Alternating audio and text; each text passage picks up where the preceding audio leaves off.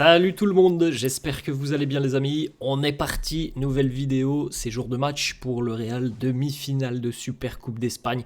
20h ce soir du côté de l'Arabie Saoudite, un derby madrilène nous attend. Le Real affronte l'Atlético Madrid. Les unes des quotidiens madrilènes, le quotidien AS qui titre un derby à limite. Une partie, normalement un match très très serré, je pense qu'on n'aura pas...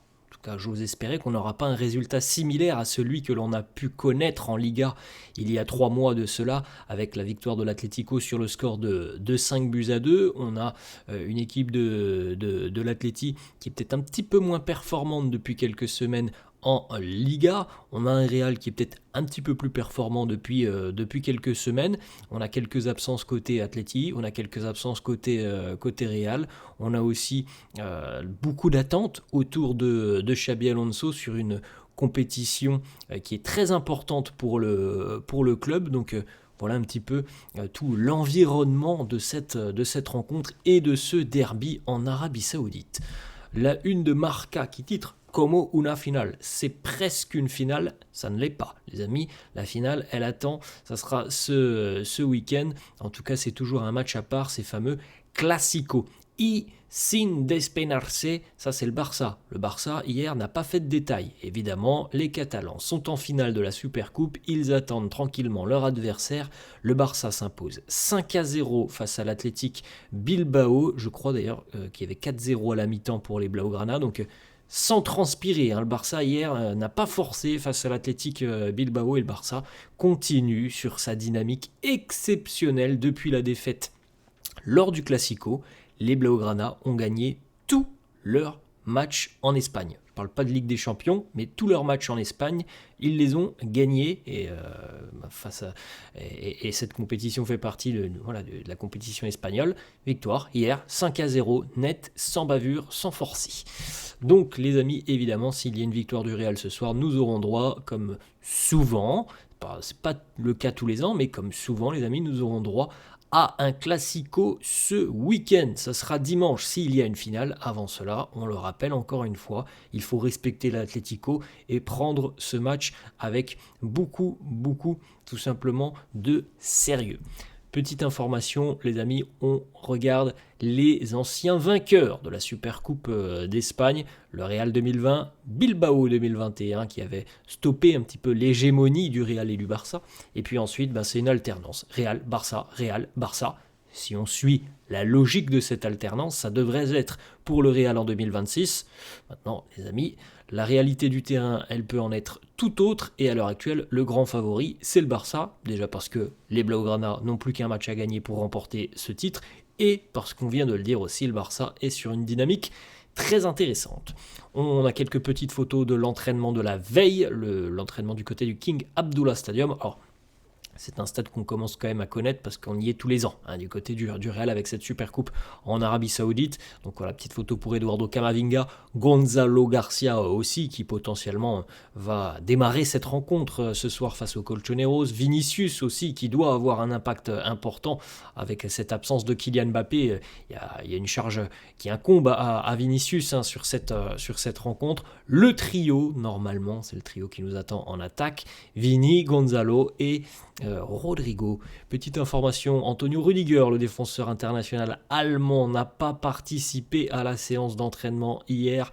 Il s'est entraîné de manière individuelle. On n'a pas eu plus d'informations sur l'état physique d'Antonio Rüdiger.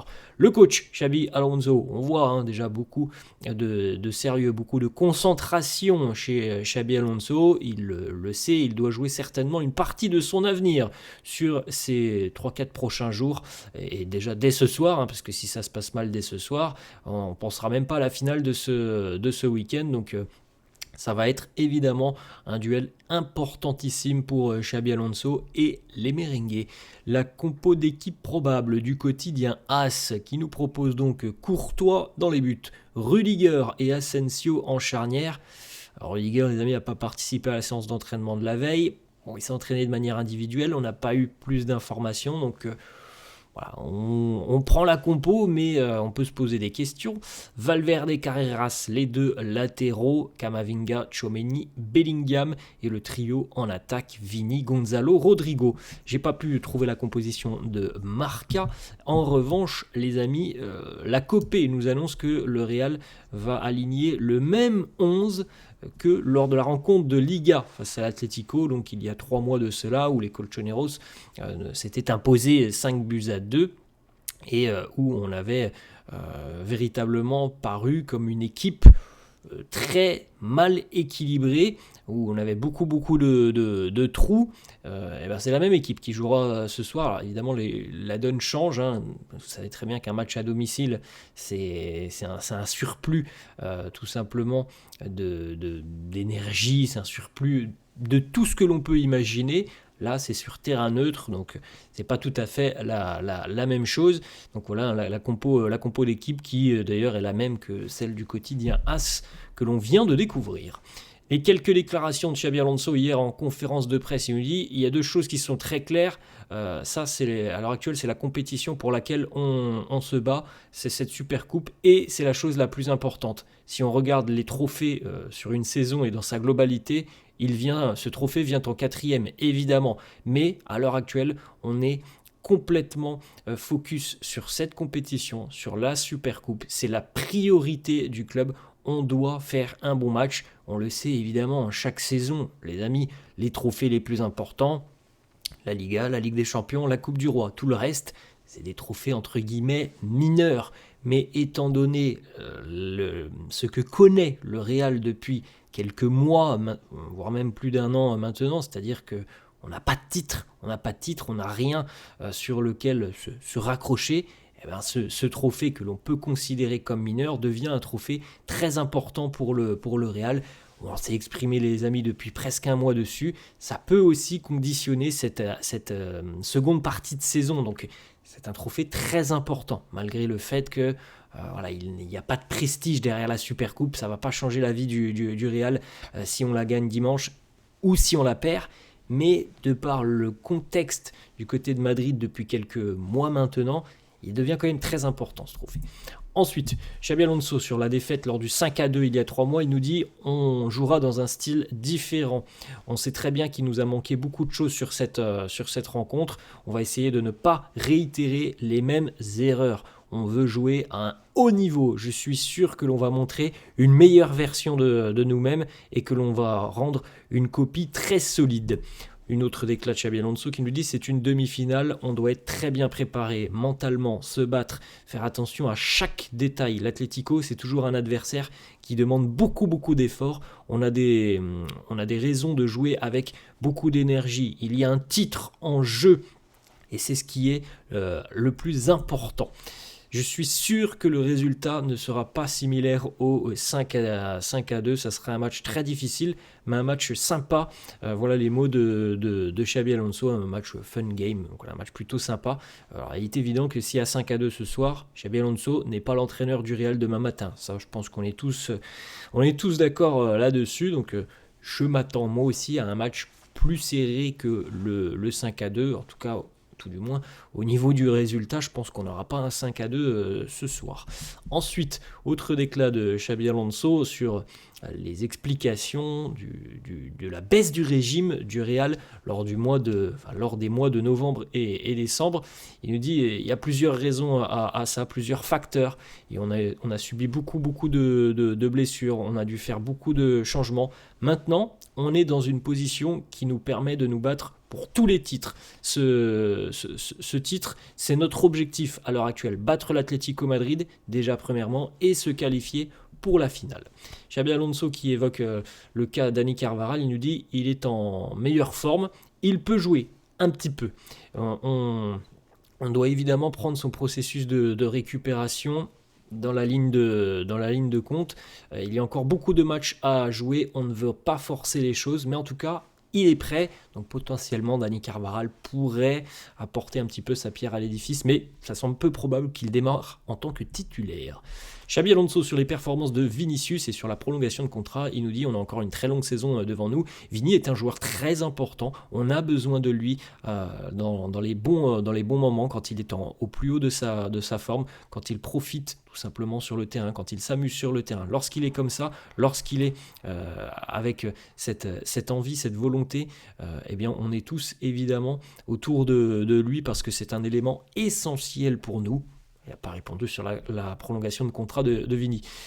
Sur la rencontre face au Betis le week-end dernier, on a vu encore une séquence qui a été captée par les caméras, les amis, où on voit Xabi Alonso demander à Vini justement de presser encore plus le Betis. Et on a un Vini qui ne comprend pas trop parce que il n'a peut-être pas envie forcément de faire encore une fois ses efforts de pressing. Xabi Alonso nous dit oui, je lui ai demandé de presser un peu plus parce que c'est absolument fondamental que tout le monde presse ensemble. On a besoin d'être compact, d'être proche, de travailler tous ensemble, très dur. Et c'est comme ça que l'on réussira. On l'a déjà dit les amis sur la chaîne, si il y a un élément qui ne presse pas, ça ne sert à rien. Ça ne sert à rien parce que tout est désorganisé. Il faut que le pressing soit une action coordonnée de toute l'équipe. Ensuite, on a quelques déclarations de Jude Bellingham qui était aussi en conférence de presse hier. Il nous dit « On est beaucoup plus frais après cette trêve hivernale, on est prêt à se battre pour tous les titres et on espère évidemment offrir une performance beaucoup plus sérieuse que lors de la première partie de saison. Cette trêve est venue au bon moment pour nous, on se sent tous très bien. En l'absence de Kylian Mbappé, des joueurs comme moi, Vinicius, Rodrigo ou Gonzalo Garcia, on doit tous faire un pas en avant. On a déjà évoqué, les amis, il y a 2-3 mois de cela, lorsque Kylian Mbappé n'est pas là, il y a d'autres joueurs qui n'ont pas forcément répondu lors de la première partie de saison. Kylian Mbappé n'est pas là, c'est à eux de prendre leurs responsabilités, c'est à eux d'en faire plus, c'est à eux de convertir les situations qui n'ont pas forcément beaucoup converti sur la première partie de saison. Jude qui poursuit et qui nous dit « De par ce que j'ai montré, de par le niveau que j'ai proposé lors de ma première saison au Real, les personnes s'attendent à ce que je marque plus de buts. Mais je pense que le rôle que m'a donné Xabi Alonso me rend plus comme un milieu de terrain complet. Et ça, c'est quelque chose qui, honnêtement, me plaît encore plus. » Donc, voilà, Jude nous dit en tout cas être très heureux de son positionnement sur le terrain. Petite information, Copa del Rey, les amis, le tirage au sort a eu lieu hier. Le Real affrontera une équipe de seconde division, Albacete. Ce sera la semaine prochaine, donc on ne va pas attendre très longtemps. Jesus Valiero évolue du côté d'Albacete. Il avait d'ailleurs marqué lors du tour précédent. Il avait éliminé une équipe de Liga. Je ne sais plus quelle était cette équipe de Liga, mais il avait marqué en toute fin de match, je m'en souviens. Jesus Valiero nous dit il est très clair que je ne célébrerai pas si je marque contre le Real Madrid, même si ça arrive à la dernière minute. Tu dois avoir du respect pour ton ancienne équipe, mais évidemment, je serai heureux. Petite information les amis, si le Real élimine l'Atlético ce soir, nous aurons 5 matchs en 12 jours pour les merengues. Donc quand on vous disait les amis que le calendrier du mois de janvier allait être démentiel, alors même s'il n'y a pas une victoire ce soir, ça va être quand même très chargé. L'Atlético ce jeudi, la Supercoupe potentiellement une finale dimanche, Albacete, Coupe du Roi mercredi prochain, le samedi, donc samedi dans 10 jours, Levante et le mardi suivant, donc dans 15 jours, Monaco en Ligue des Champions. Voilà, un calendrier bien costaud déjà pour le Real. Voilà les amis, à la fin de cette vidéo, j'espère que ça vous a plu. N'hésitez pas comme d'hab à lâcher un petit pouce bleu. N'hésitez pas non plus à vous abonner à la chaîne, je vous souhaite une bonne journée et je vous dis à la prochaine. Ciao.